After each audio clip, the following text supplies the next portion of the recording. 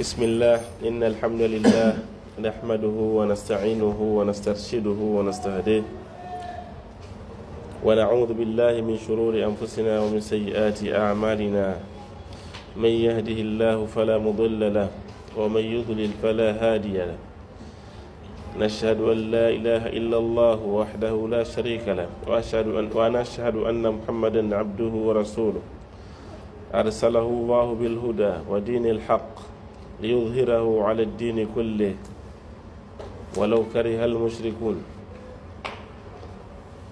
أما بعد، فإن خير كلامي كلام الله وخير الهدى هدى محمد صلى الله عليه وسلم وشر الأمور محدثاتها وكل محدثة بدعة وكل بدعة ضلالة وكل ضلالة في النار. أما بعد، tunaendelea na darasa yetu kitabu Mabadi Udurus al-Arabia cha Sheikh Muhammad Muhyiddin Abdul Hamid, na leo tupo katika darasa rabi' somo la 4. Kitabu chetu hiki ni cha nahwu. Tunaingia katika mada inayozungumzia al-madi wal-mudari'u wal-amru. Al-madi kwa maana wakati uliopita, wal-mudari'u wakati uliopo na kuendelea, wal-amru amri ambayo inajulisha amri, inajulisha wakati ujao. Kama katika darasa za nyuma tulivyosema, katika amr unapomwamuru mtu afanye kitu, maana yake unamtaka kwa wakati ujao afanye kile kitu, hata kama baada ya sekunde chache.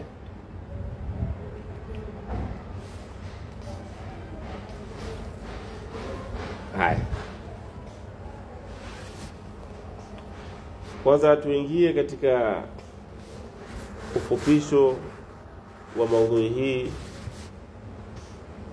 ambayo kwa lugha nyingine ni qaida inayosema wa min huna yattadhihu lana ma yati, na hapa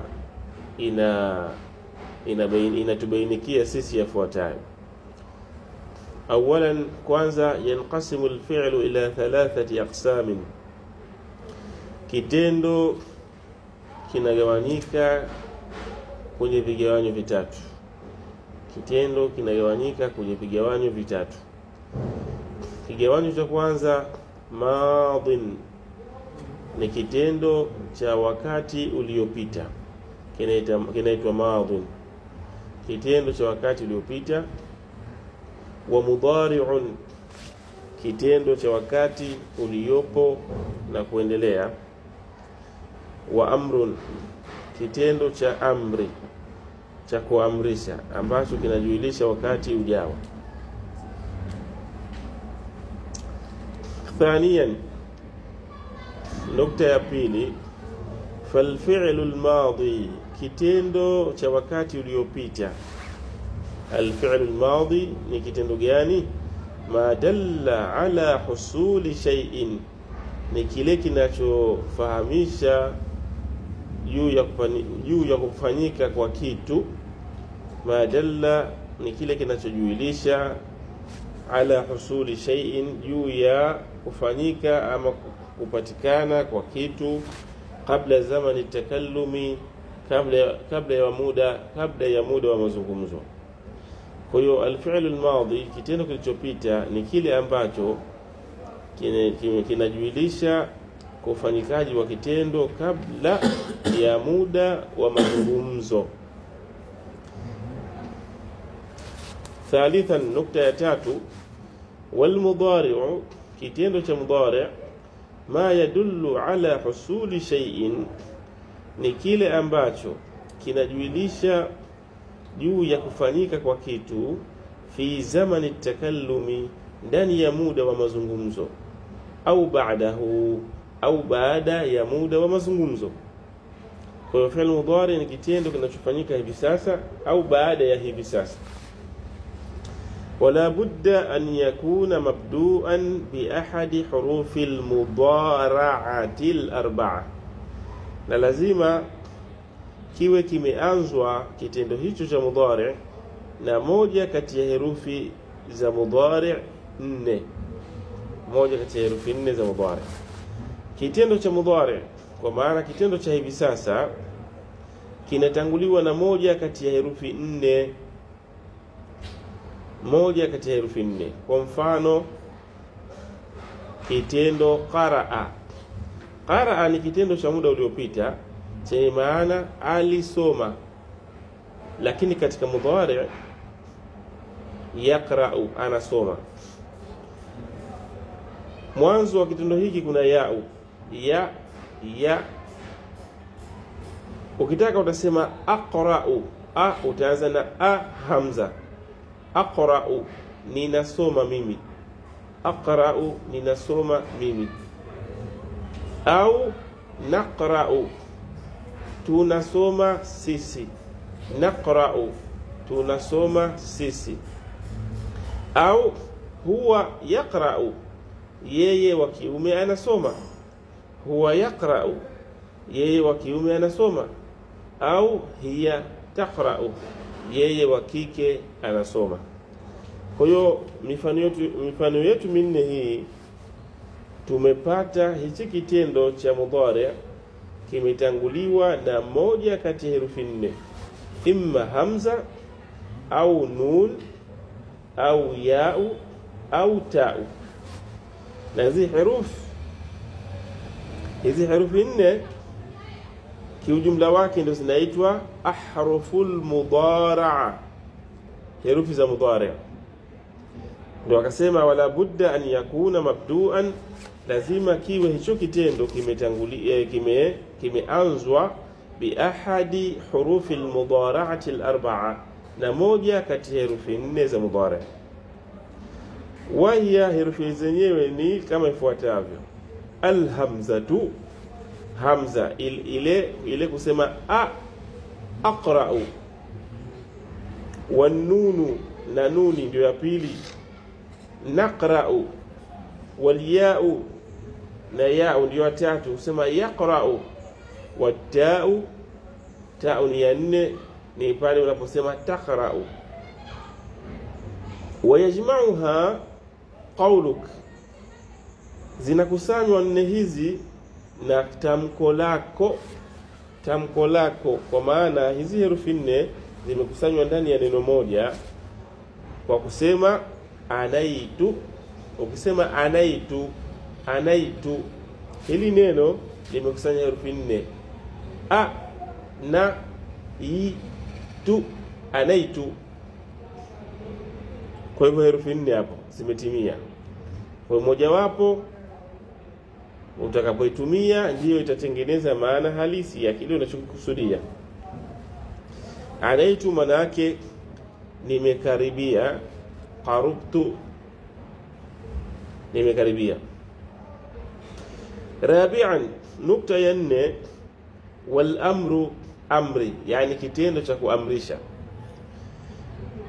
Kitendo cha amri ni kile ambacho yutlabu bihi, kinatakikana kwacho husulu shay'in, ni kile kitendo ambacho yutlabu bihi, panatakikana kupitia hicho husulu shay'in, ufanyikaji wa kitendo, baada zamani takallumi, baada ya muda wa mazungumzo.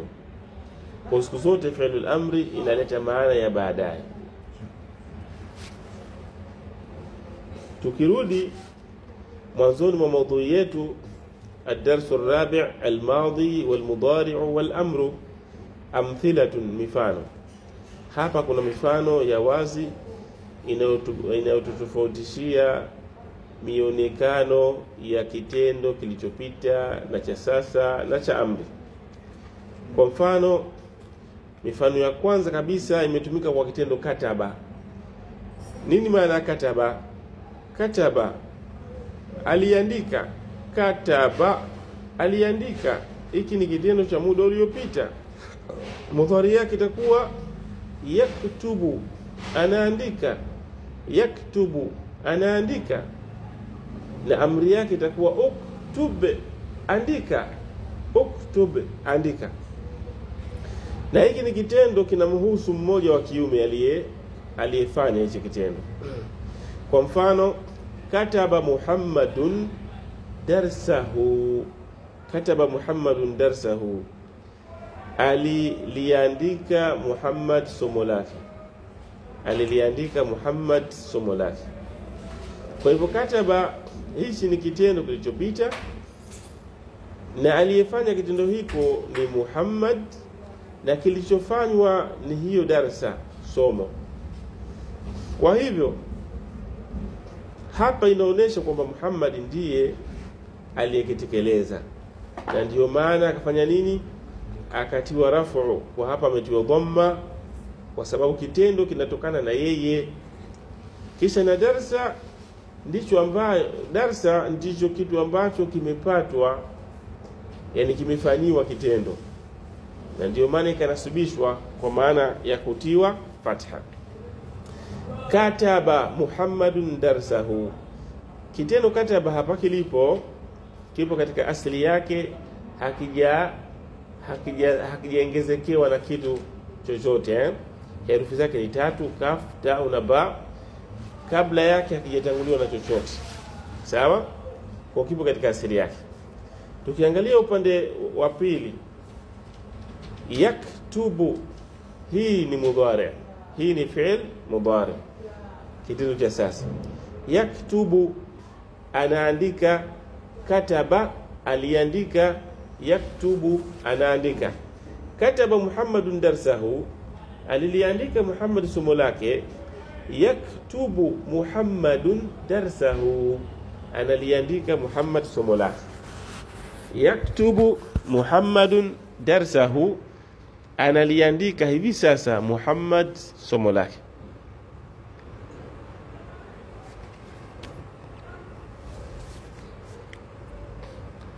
Kwa hivyo hapa tumeshaona mfano wa muda uliopita na mfano wa muda uliopo. Na katika zile herufi 4 tulizoambiwa, ambayo mojawapo